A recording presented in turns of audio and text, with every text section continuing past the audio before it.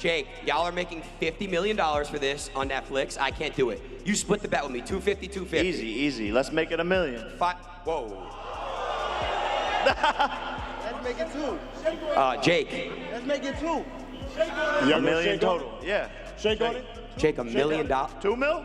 2 mil. 2 mil. Let's do it. Right here. Miami resident, hip-hop star, influencer Ruby Rose. Hey, Nikki's right there. That's what I'm talking about. My man, move out the way. No. Jake Paul. Tank Davis.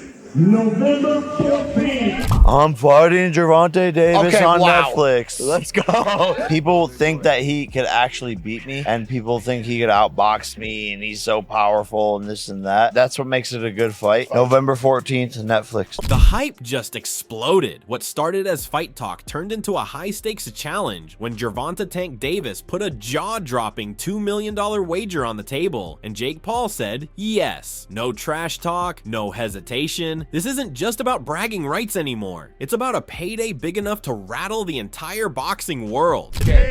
Jake, y'all are making $50 million for this on Netflix. I can't do it. You split the bet with me, 250, 250. Easy. Let's make it $1 million.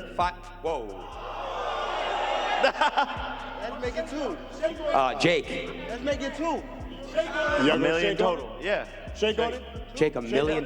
2 mil? 2 mil. 2 mil. Let's do 2 it. mil. Right here, 2.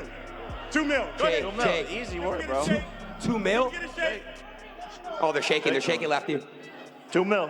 Millions on the line and egos at their peak. This matchup just went from exciting to absolutely unmissable. The buzz just got even louder. The Gervonta Tank Davis versus Jake Paul fight has taken a twist. Initially booked for the State Farm Arena in Atlanta, this mega fight will now go down at the Kaseya Center in Miami, Florida. A new crowd, a new atmosphere, and new heat when these two finally meet. We have already heard from both fighters about the switch, adding to an already heated storyline.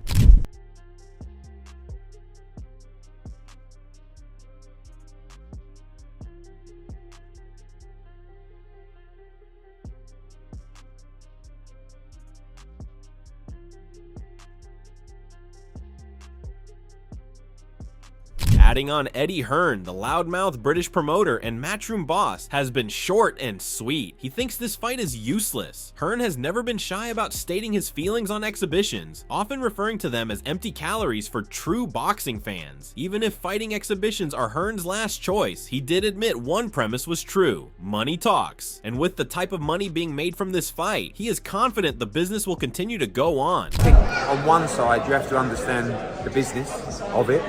I hate these exhibitions. I hate these 14-ounce gloves. I don't know what it's going to be, but like, you know, you've now got Jake, who's a 210, 220 pounder fighting a 135 pounder.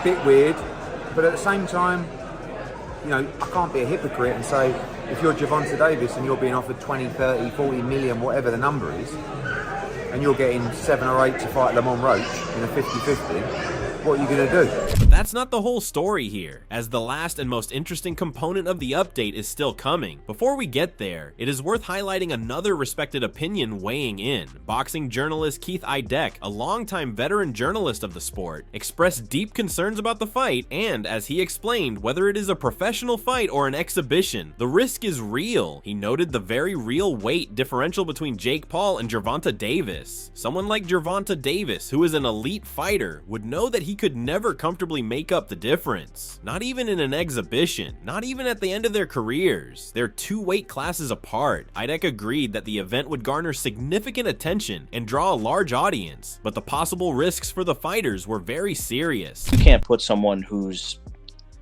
they're 65 pounds apart in weight for the most part now. If you look at the cruiserweight limit and the lightweight limit, even if Jake Paul somehow got down to, let's just say 180, and I'm not sure that he'd be able to do that at this point because he's fought so high in weight. Let's just say he got down to 180. They're still 45 pounds apart in weight, and that's just not safe. So if this were to be treated as some sort of, even though they're calling it an exhibition, legitimate athletic event, I don't know how you could do that, because it's just not safe for someone that big and someone that small to fight each other. That's why they have weight classes. Mike Coppinger recognizes that many fans are observing the battle from a totally different viewpoint. He made clear that he only worries about exhibitions when the purpose is hidden or disguised from the audience. In his own words, the purpose is clear here, so the outcome should matter less than the spectacle. He thinks the real thrill is the thrill and the sense of wonder that this type of event can create. For Gervonta Davis, the stakes are more than just a win or a loss. This is a chance to remind the world why he is regarded as one of the most respected fighters in boxing. From the moment he steps through the ropes, his objective is to make sure everyone feels a sense of exhilaration as they watch the action unfold. Weight and style differences aside, his overall mission, he says, is to simply create a night to remember for everyone in attendance.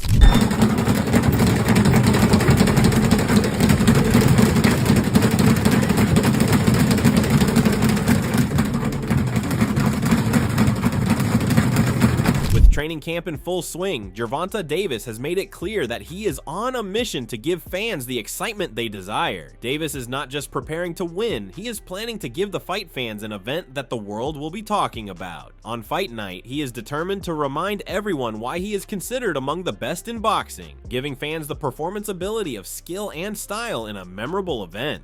Good angle. Not everyone shares the enthusiasm, however. Ryan Garcia, in his own analysis, insulted the matchup, calling it detrimental to the sport. He remarked that putting on a fight where there is such a disparity in weight is pointless and goes against the nature of real competition. Besides the lack of real devotion to the fighting sport by the Uptown devoted fight fans, Garcia also stated that Jake Paul, who is still competing at cruiserweight weight classes, even accepting the challenge is disgraceful to boxing culture and is a distraction from much better rivalries. How did you feel when you first saw that it was a thing? It pissed me the off, bro. Yeah, why? It's just disappointing on mainly Jake's end. You know, we're not falling for the Disney Channel bit no more. We're not falling for you're not a fighter no more. We're not falling for that. You know, you're ranked as a cruiserweight and you're out here trying to fight a lightweight. And then on top of it, you were just talking about fighting Anthony Joshua.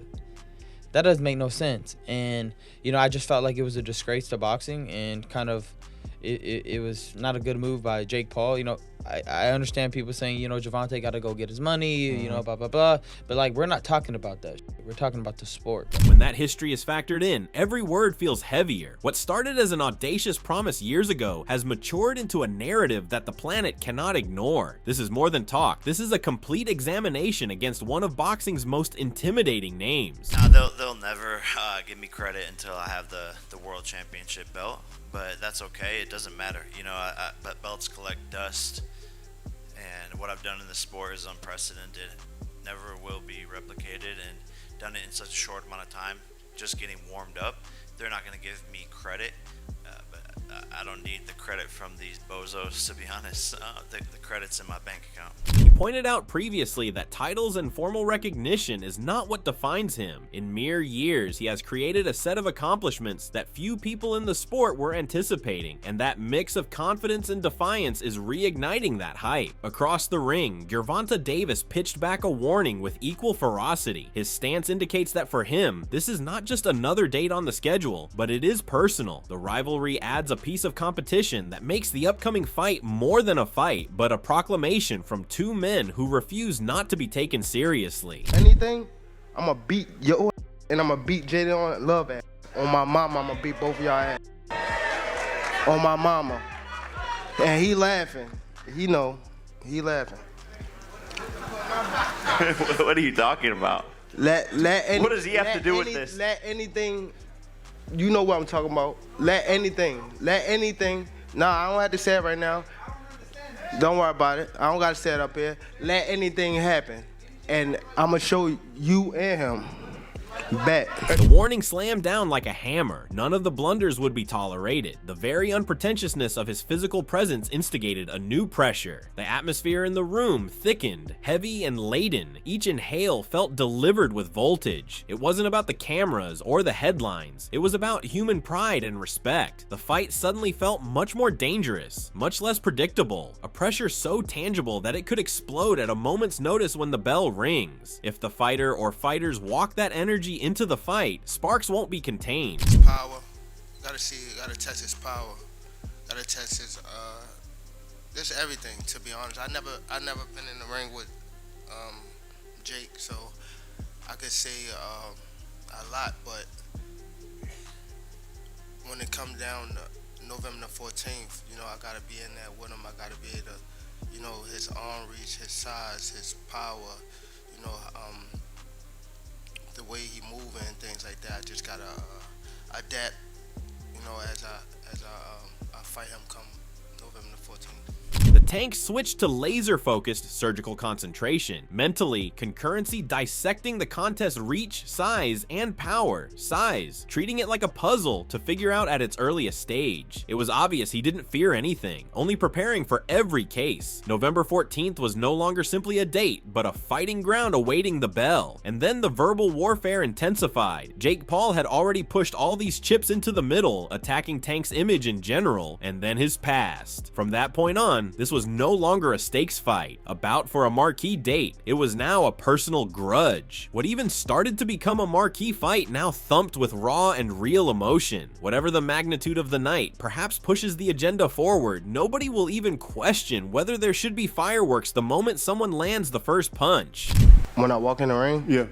With or without the ankle monitor on? That's corny. That's super corny. I don't know how much I weigh. And the handcuffs too. Huh? What are you talking about, fam? How do you win this fight? That outfit is trash. For real. That outfit is garbage. And that hairstyle.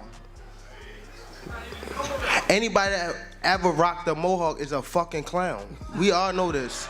Anybody rocked a mohawk. Name them. You want to see clowns? You want to see clowns? Gervonta, you're the fucking clown, buddy. You're the fucking clown, Gervonta. Any man who puts his hands on a woman is the clown. This was no longer about fight plans or sparring. It had come down to pride and reputation. Jake Paul had stripped away all niceties and attacked immediately, turning the presser into a volatile situation. Every dust-up of trash talking seemed intended to throw Gervonta Davis off before the first punch was even thrown. By the time the presser ended, the audience wasn't simply looking at two fighters, but at sworn enemies ready to explode. I think it's great for the public, for the fans, and for the kids, and for the people who are not traditional boxing fans. It's great to bring more fans to the sport, and I think it's great. Shannon Briggs jumped in with his fiery trademark and zoomed out into the bigger picture. He reminded everyone that this bout was about more than just a bout. To him, this was a gateway fight to bring kids, casual viewers, and people who truly never cared about boxing to speed. That level of reach can reshape the future of boxing. Belts and rankings will fade in consideration of the kind of spotlight the fight can bring. The money. This is great for boxing, great for his pockets, like Mike Tyson did it. You know, this is one of the lifetime things, like two of the lifetime things. You got Turkey Ali, Turkey Ashi, whatever his name is. Yes. And you got your boy here, Jake, and what Logan did, brought a lot of money to the game and new fans. Look at all these fans. Briggs has portrayed the entire decision to Colombia as a brilliant move, marrying business and entertainment. Instead of getting hung up on rematch conversations, he praised the decision for bringing in new fans and new money. Back in the day, you know, I loved the 1800s, 1700s, you know, my friend out there, 1700s, whatever. But I loved the old-time fighters. They were catchweights. And there was guys like Sam Langford. I know Sam Langford shouldn't even be comparing him with this because he's so special. But I mean, where Sam Langford beat heavyweights, he fought from lightweight to heavyweight and beat heavyweights. I mean, back in the day when you had a lot of great fighters fighting each other in catchweights, you did have some smaller guys fight bigger guys. You know, I mean, and you had them. You had success in spots. So I'm half with tongue in cheek, but I'm half serious because I've been in the boxing business 50 years. If anything's sold, it would be this. What if Tank Davis, who can punch, who is a hell of a fighter, who is the top 10 pound for pound fighter, what if he lands a punch on this bigger guy's chin right? Who's not a professional fighter. Legendary trainer Teddy Atlas provided his layer of perspective, alluding to a mix of comedy and a forgotten warning. He referred to boxing's history of men who chose to challenge massively larger opponents. Sometimes they ultimately won. That alone was more suspenseful than any clutter of a debate surrounding weight classes. You know what? The size difference is what creates the problem. The optics, the look, the reality. I mean, you got one guy who's fights at 135 pounds, and you got another guy who fights at 200. I mean, just that alone, yeah. But you also, and I'm not saying I want this or I like this when I heard it. No, I didn't like it, to be honest, for the optics and everything else I just said. But you do have one guy who, yeah, he's smaller. But he's a top fighter. He can punch. And he's fighting a guy who's not a top pro fighter, who's bigger. What if he hits him on the chin? What if he hits him on the chin? It'll wind up selling. And that's what'll wind up selling it. The what if. What if Tank makes him do a cha-cha? He hits him on the chin, and Jake Paul, we're going to find out if he can dance. Whoa, whoa, whoa, whoa. You know, do the cha-cha. That's what's going to sell it. And you can't argue that what if. You can't. I know I get to places that other people won't go and everything else. They just dismiss stuff because it's easier to do that. It's safer to do that. You don't have to bows and arrows coming at you from people that argue with you because you did that, but I don't care. The visual alone created uneasiness with a disconnect sparking questions. He conceded that when he first heard about this fight and felt that conflicted emotion, he did not shy away from admitting that he could not shake that feeling. The difference between the smaller elite fighter and the bigger, less tested fighter is the hook. Teddy stressed that all of the danger lies in the unanswered what if. The unknown is what viewers want to see, whether they like it or not. He expressed a half-serious warning, half-green light acceptance, and in that balance, the visceral tension surrounding the fight was tough to ignore. That what if? What if this guy who is a real good puncher, who is one of the best fighters in the world right now, what if he hits him? What if he makes a miss and he counters him? Or he jumps up in the air. Bang! And he hits him. Sid Terrace was a great fighter. No, not the 1700s, but years ago. And Cus D'Amato told me he loved Sid Terrace. He said, Teddy, he used to jump up in the air and hit you with 3 jabs. I said, whoa, man, Sid Terrace. All right. Anyway, look, I can't finish without saying that it did invoke some memories and thoughts that we've been here before in a different way, where Jake Paul's brother fought Mayweather. That's not forget. And I'm not saying I like that either. I mean, first of all, Mayweather was past his prime. He was already retired. He was older, everything, but he's still the great Mayweather.